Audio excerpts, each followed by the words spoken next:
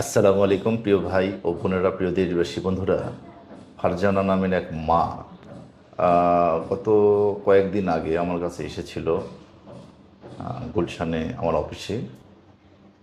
আসার পরে ওনার একটা হাত এভাবে কাঁপতেছিল এবং সে কোনো জিনিস এই হাত দিয়ে তুলতে পারতেছে না, একরকম অবশ হয়ে গেছিল।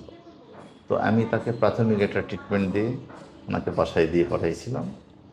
ইনশাল্লাহ আজকে ওনার ফাইনাল চিকিৎসা করলাম।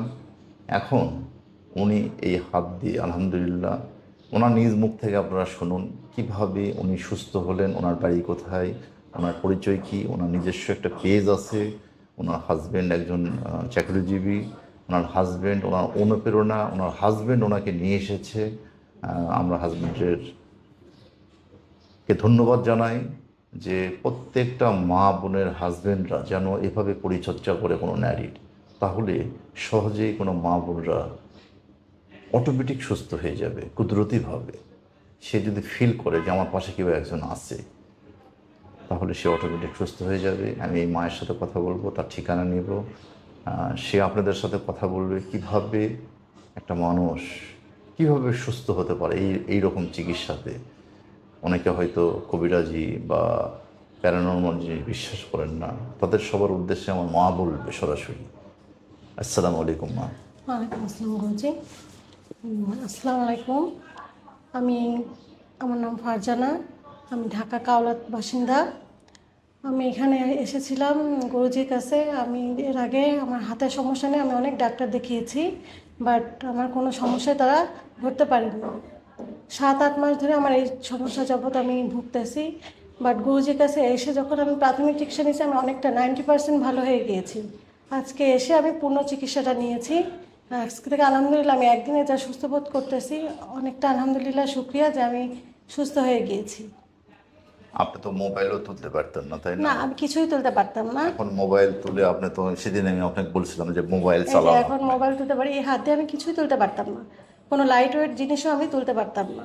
এখন আলহামদুলিল্লাহ যে আমি এখন মোবাইল তুলতে পারি, এখন এটা দিয়ে মোবাইল আমি ধরতেও পারি, মোবাইল চালাতেও পারি। চালাতেও পারি এবং সব কিছুই ধরতে পারি আলহামদুলিল্লাহ।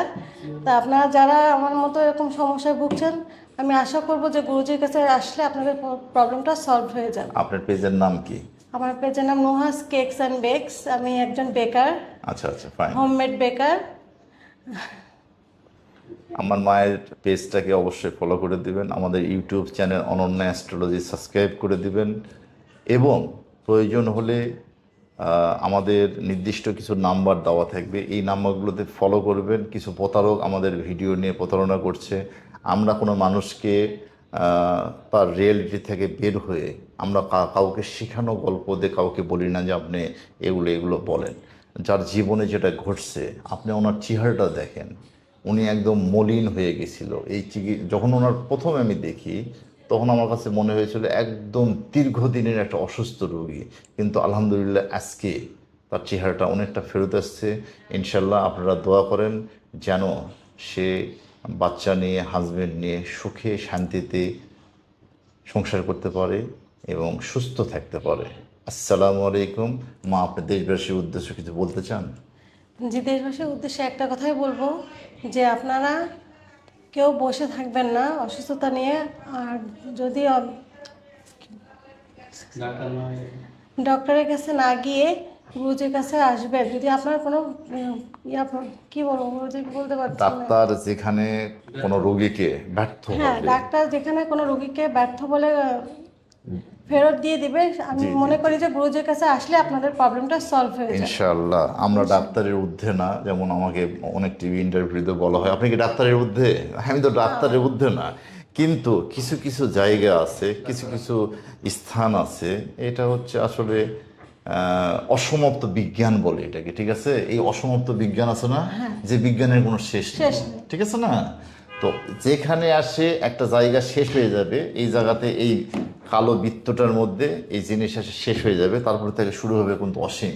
তাই না? জি। তো এটার কোনো শেষ নেই, কেউ নির্দিষ্টভাবে বলতে পারবে না যে কোন জায়গায় কে যায় ভালো হবে, কে যায় সুস্থ হবে, রাইট? তবে আমি বিশ্বাস করি যে আল্লাহ উপরে, আল্লাহ নিচে গুরুজি, যদি কেউ আসে ইনশাল্লাহ ইনশাআল্লাহ আমরা আপনি সুস্থ চেষ্টা হয়ে করব, যাবেন। আমরা চেষ্টা করব একজন রুগীকে, আমরা কিভাবে আপনার সাথে কথা বলেছি, কিভাবে ফ্রেন্ডলি আপনার সাথে হ্যাঁ। মিশেছি, আপনি আমাদের পরিবেশ দেখেছেন, দেখেছি। আমাদের ইনভাইট দেখছেন, ঠিক আছে? তো এইরকম কি ইনভাইট আপনি কোথাও দেখছেন আগে? না, না, অন্য কোনো কবিরাজের কাছে গেছিলেন কি না, না, আপনি? না। কোনো কবিরাজের কাছে গেছিলেন না, না? আমি তো কবিরাজ কখনো বিশ্বাসই করতাম না। এখন তো আমি এখন তো নিজেকে নিজে অবাক করে ফেলছি। আমার কাছে নিজেকেও খুব প্রাউড লাগতেছে যে আপনি যে সমস্যায় ছিলেন সেটা যে আমার দ্বারা, আমার তদবিরের দ্বারা সলভ হলো, ঠিক আছে? আলহামদুলিল্লাহ। অসম্ভব একটা জিনিস, ঠিক আছে? কোনো ডাক্তার, আপনি 7 মাস কিন্তু নরক যন্ত্রণা ভোগ করছেন, রাইট? অনেক অনেক। থেরাপি দিয়েছেন, সব করছেন, কোনো রেজাল্ট না, আসেনি। Result zero. আল্লাহ আপনাকে হেফাজত করুক। সবার কাছে আমি দোয়া চাই, আমার মায়ের জন্য দোয়া করবেন, সে যেন পরবর্তী জীবনে সুস্থ জীবন যাপন করে। আসসালামু আলাইকুম।